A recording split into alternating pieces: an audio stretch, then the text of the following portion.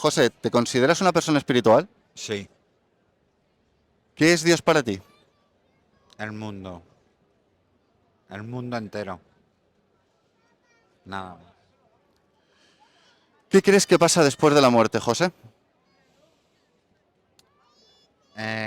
Yo pienso, con la fe que tengo, hay, yo pienso que hay otra vida. Y si no lo hubiera, existe el espíritu. Vamos a ver qué dice la Biblia al respecto, ¿vale? La Biblia dice que está establecido que los hombres mueran una sola vez y que después haya un juicio. Dice que todos seremos juzgados o bien para vida eterna o para muerte. La Biblia nos dice que la paga del pecado es la muerte. No habla tanto de una muerte física, sino de una muerte espiritual, es decir, de la condenación eterna. Viendo que la Biblia nos dice claramente que hay un cielo y que hay un infierno y que todos seremos juzgados, ¿cómo crees que saldrías en ese juicio? ¿Culpable o inocente? Hombre, yo pienso que inocente, ¿no? Porque Dios perdona todo, ¿no? Perdona todos los pecados. Realmente Dios es amor y en el amor de Dios no quiere que nadie se condene. Pero ciertamente Dios también es justicia y en la justicia de Dios todos tenemos que pagar por nuestras malas acciones. Verás, la Biblia dice que todos nosotros hemos pecado y que por cuanto hemos pecado, todos estamos destituidos de la gloria de Dios. Estamos en enemistad con Él. La Biblia nos añade que aquí no hay uno bueno, que solamente Dios es bueno. Ciertamente nosotros, intentando hacer lo bueno, acabamos siempre haciendo lo malo, porque siempre tenemos una intención escondida detrás de todas nuestras acciones. Siempre hay una acción ¿Verdad? interesada detrás de nosotros, por desgracia. ¿Tú conoces los 10 mandamientos? Sí. ¿Podrías mencionarme alguno de ellos? A ver, amarás al prójimo, por ejemplo, uno. eh, mm, No es un examen, te voy a decir unos no, pocos, por ejemplo, no robarás, no no, matarás, no exactamente. adulterarás, no dirás falso Sí, testimonio, honrarás a tu padre y a tu madre. padre, Los diez exactamente. mandamientos son, digamos, las leyes más Sí, conocidas de Dios, aunque realmente tiene más de 600 leyes. Su ley es perfecta. El problema no es la ley de Dios, sino nosotros, que somos imperfectos. Intentando cumplir la ley, intentando hacer las cosas bien, pues siempre fracasamos. Somos humanos. Esto no es una cosa de unos pocos, no es una cosa tuya o mía o de los que nos están viendo. Es una cosa de todos. Todos fallamos, todos equivocamos, todos pecamos.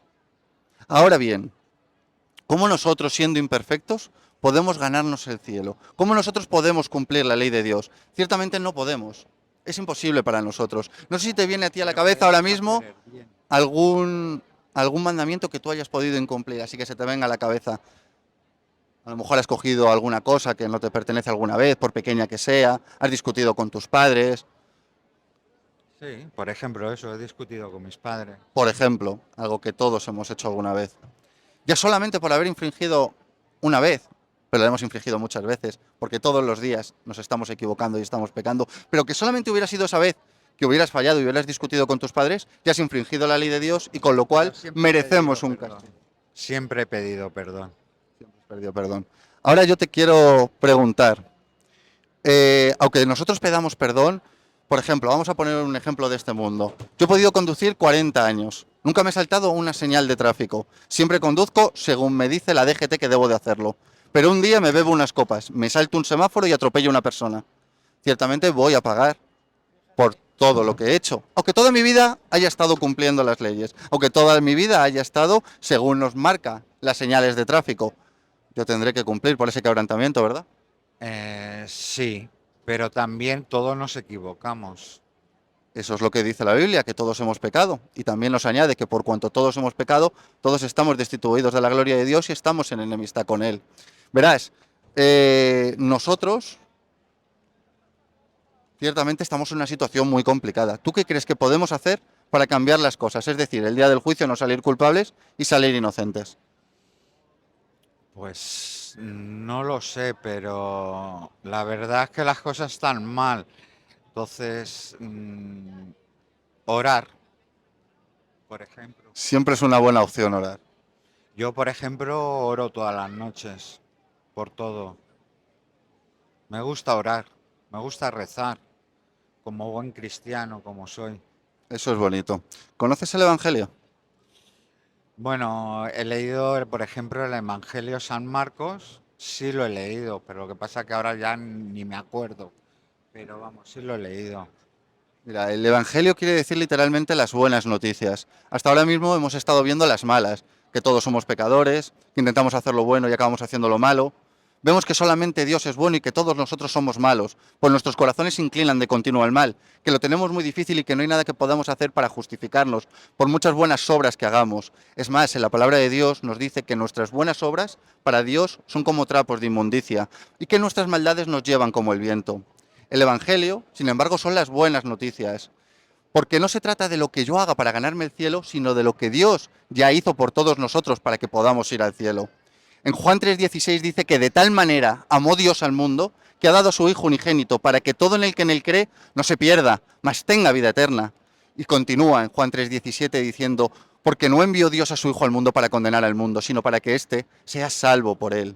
Como te decía, no se trata tanto de las obras que nosotros hagamos, sino de las que Dios ya hizo. Y es que Jesucristo vino a este mundo a vivir la vida que tú y yo no podemos vivir. Él cumplió toda la ley.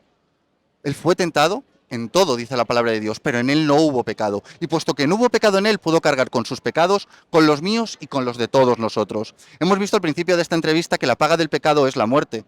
Así que Jesucristo, cargando con nuestros pecados, los llevó a la cruz a dar su vida por todos nosotros. Pero ciertamente Jesucristo no se quedó ahí muerto. Él resucitó al tercer día, venciendo la muerte, venciendo al diablo y venciendo a este mundo, para darnos a todos nosotros la vida eterna como un regalo. Y ese es el Evangelio. Esas son las buenas noticias. Si yo creo en Jesucristo, si yo le acepto como mi Señor y Salvador y me arrepiento de mis pecados, yo podré ir al cielo, porque seré justificado por lo que Jesucristo hizo por nosotros. Por eso nada tiene que ver lo que yo pueda hacer, porque nada puedo hacer. Pero puedo descansar en que Dios ya hizo lo que había que hacer. Jesucristo dijo en una ocasión, yo soy la resurrección y la vida, y el que cree en mí, aunque muera, vivirá. Y preguntó a sus discípulos, ¿creéis esto? Y yo le pregunto a usted, ¿cree esto? Yo sí. Como buen cristiano, sí.